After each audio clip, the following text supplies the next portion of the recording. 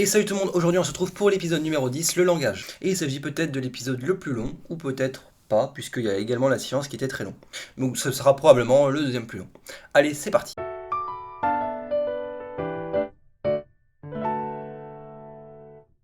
Donc quand on parle de langage, il y a évidemment plusieurs repères philosophiques à citer.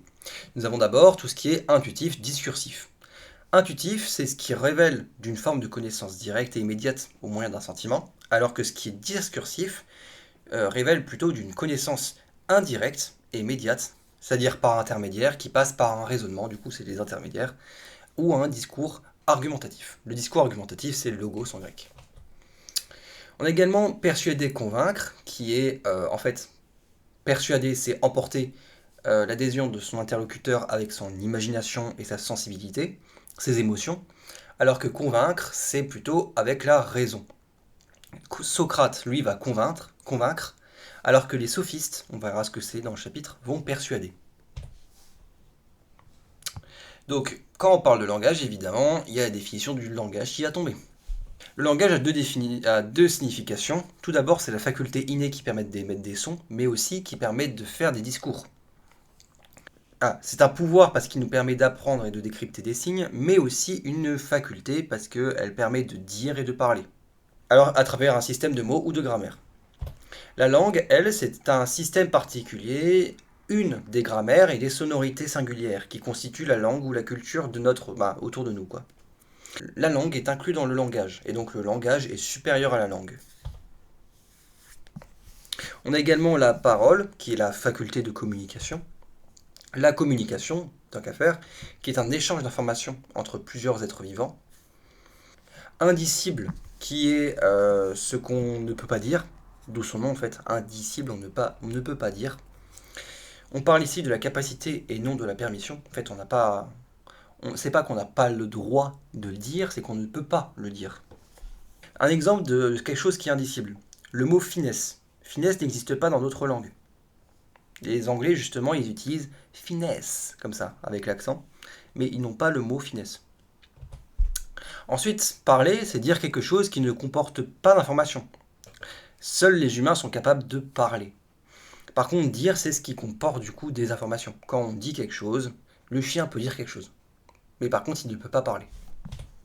Les mots, eux, sont des unités qui composent notre langage, des unités de sens en fait, qui sont composées de sons, de monèmes et de phonèmes. On verra ce que c'est. C'est une convention qu'on impose au réel. Alors qu'un silence, c'est une absence de son, mais pas de sens. On peut avoir un silence et qui est bourré de sens. Justement, quelqu'un qui porte le silence peut avoir beaucoup de signification dans ses gestes aussi, parce que ça fonctionne comme des mots. Un signifié, c'est un concept, une idée, alors qu'un signifiant, c'est plutôt le vaisseau, le moyen de transmettre l'idée, le truc dans lequel on va transmettre l'idée. Un monème, c'est un signifié, en fait c'est un synonyme. Par exemple, un monème, ça serait quoi? Ça serait dans chaise, avec un S, et ben on remarque qu'il y a deux sens. On a chaise qui est un objet, mais on a aussi le S dans chaise qui veut dire qu'il y a plusieurs chaises. Et donc il y a deux sens.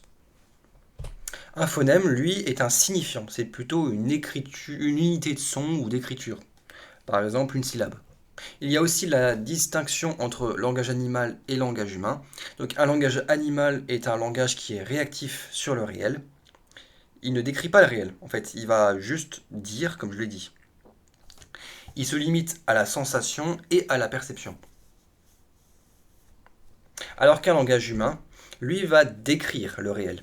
Il permet non seulement d'émettre des sensations simples, comme les animaux, mais aussi des idées, des concepts qui lui permettent même parfois de discuter en organisation politique. Un signal, les animaux peuvent en faire, c'est une information simple en fait, justement. La rhétorique, c'est l'art du langage. Le sophisme, alors là c'est très important, c'est un raisonnement qui lui se prétend être juste. C'est un sous-genre de la rhétorique.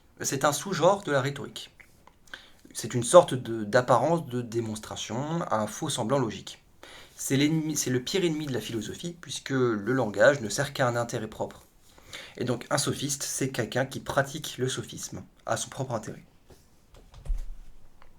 Les sophistes peuvent parfois faire preuve de langue de bois, donc ça c'est une expression française, idiomatique. Donc c'est un langage mensonger. Ils l'utilisent pour ne pas répondre en fait, et pour gagner du temps, ils vont juste trop formuler la phrase, et du coup, ouais, on appelle ça de la langue de bois. Donc quelques citations qu'on doit à certains philosophes. Donc quelques citations qu'on doit à plusieurs philosophes. Nous avons la citation de Lévi-Strauss. Le propre du langage est d'être un système de signes sans rapport matériel avec ce qu'ils ont pour mission de signifier. Donc en fait, les signes sont des gestes ou des mots.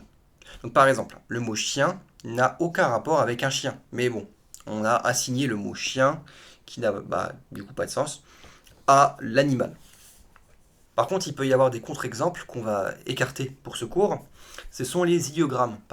Nous avons le langage égyptien dans lequel il y a des chouettes. Forcément, peut-être que ça veut dire chouette, je sais pas.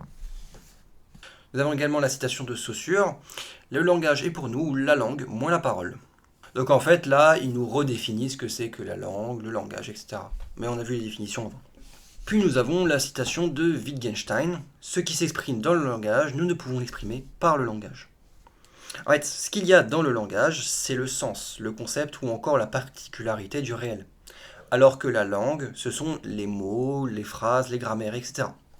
Nous avons la phrase je suis. Dans je suis, on peut le retrouver dans plusieurs langues. Donc I am par exemple. Là, on utilise pareil deux mots. Par contre, dans le latin, on n'utilise pas je suis, mais sum. Donc en fait, là, on voit que le sujet fait partie du verbe.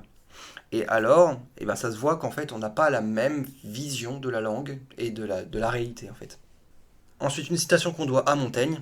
Nous découvrons bien évidemment qu'entre elles, c'est-à-dire les bêtes, on parle des bêtes, il y a pleine et entière communication et qu'elles s'entreentendent. S'entreentendre, c'est du vieux français. Il existerait un langage animal qui permettrait la communication. Les animaux transmettent des informations à travers celui-ci, mais ils ne disent que des choses. Mais ils ne parlent pas, ils ne disent que des choses, des vraies informations, des signaux. Et enfin, Aristote, dans Les Politiques, dit l'homme est un animal politique.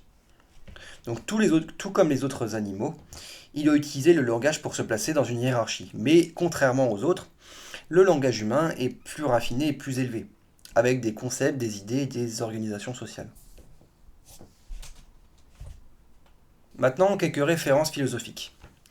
Nietzsche, dans Le livre du philosophe, on parle de la partie numéro 3, pense que le langage est en effet une métaphore. Pense que le langage est une métaphore de la réalité qui nous éloigne de la chose en soi. Donc en fait, quand vous voyez un arbre, tout d'abord, il va y avoir la lumière de l'arbre qui va se refléter sur votre rétine. Puis, il va y avoir l'intermédiaire de votre rétine qui va communiquer au cerveau, puis votre cerveau qui va communiquer et qui va chercher le mot, puis votre bouche qui va émettre ce son. Et donc ça, c'est plein d'intermédiaires qui va modifier la réalité et qu'on ne peut pas vraiment décrire le réel, selon Nietzsche. Tout est altéré. Donc en fait, le langage, selon Nietzsche, c'est une succession d'altérations du sens réel. Donc nous avons aussi l'exemple des figures de Chalny qui est en fait, en quelque sorte, la matérialisation physique de ce que Nietzsche veut dire dans le livre du philosophe. Il dit oui, en fait, on ne peut pas vraiment décrire ce que c'est que ces formes. Voilà. Puis dans Le rire de Bergson, l'auteur dit que les mots que nous employons sont en réalité des étiquettes qu'on colle aux choses. Elles banalisent, généralisent et ôtent le sens particulier des sentiments qui nous traversent. Le langage corporel ne nous permet pas de prendre le relais puisqu'en fait il ajoute du contexte, parfois des signes culturels qui ajoutent du sens et qui ne permet pas de substituer les mots prononcés. On passe à un quiz pour vérifier vos connaissances. Là, il y aura beaucoup de connaissances à vérifier. Donc, quel mot désigne ce qu'on ne peut pas dire, comme un concept absent d'une langue? Donc, je l'ai dit plus tôt, il s'agit de indicible. Maintenant, associe chaque terme à sa définition. La langue, le langage, la parole et la rhétorique.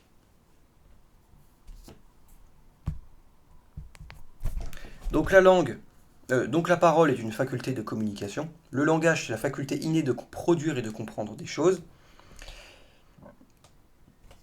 La langue, c'est un système particulier de mots et de grammaire. Et la rhétorique, c'est l'art de convaincre par le langage.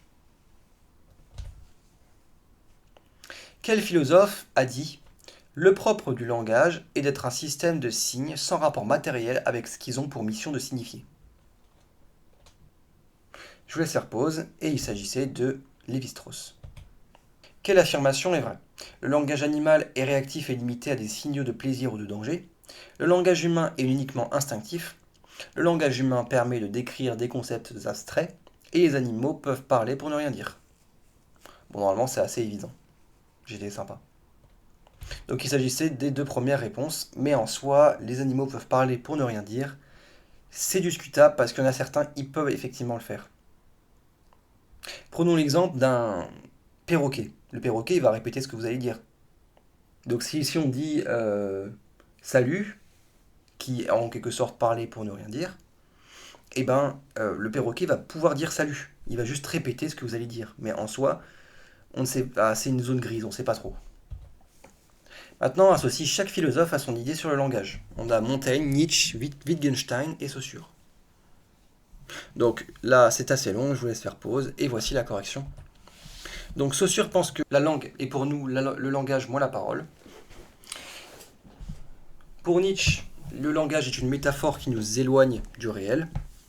Pour Wittgenstein, le langage ne peut exprimer tout ce qu'il contient. Et pour Montaigne, les animaux communiquent, mais eux ne parlent pas. Même si bon, on l'a vu, c'était partiellement vrai. Maintenant, un peu différent, mais en ordre les unités linguistiques du plus petit au plus grand. Donc on a le monème, le mot, la phrase, le caractère et le phonème. Il faut classer en fait du plus petit au plus grand, comme des poupées russes. Donc pareil, je vous laisse faire pause, et voici la correction. Donc le plus petit, c'est évidemment le caractère. Je parlais du caractère ASCII, le A, B, C, D, E, F, G, ou AZERTY, voilà, etc. Puis le phonème, donc là c'est plutôt la syllabe, le truc qui permet de prononcer. Le monème, c'est le sens, donc il peut y avoir plusieurs sens dans un mot, ce qui fait que le monème est plus petit que le mot. Et ensuite, on a la phrase qui permet qui est une succession de mots. Qu'est-ce qu'un sophisme? Une apparence de démonstration logique trompeuse, un raisonnement utilisé à des fins personnelles sans souci de vérité, une démonstration mathématique où il est souvent utilisé en philosophie. Donc il s'agissait des deux premières réponses, une apparence de démonstration logique trompeuse et un raisonnement utilisé à des fins personnelles sans souci de vérité. Maintenant, classe ces exemples selon les notions de langue, de langage et de parole. Donc là, c'est vraiment le plus long, je vous laisse vraiment faire pause, parce que je vais pas attendre 30 minutes. Et voici la correction. Donc, la langue, nous avons par exemple le mot arbre ou le mot maison. Le français, c'est une langue. L'alphabet latin utilise la langue du latin. La langue des signes, le nom est dedans, la langue. Pour la parole, nous avons par exemple un discours de président, un poème de Baudelaire ou un SMS qu'on envoie à un ami. Et pour le langage, c'est plutôt l'aboiement d'un chien ou le cri d'un bébé. Là, vous voyez, dans le langage, il y a plus des signaux que des parler pour ne rien dire. Voilà, merci d'avoir regardé cette vidéo, j'espère qu'elle vous aura été utile. En attendant, passez de bonnes vacances et à l'année prochaine. Salut!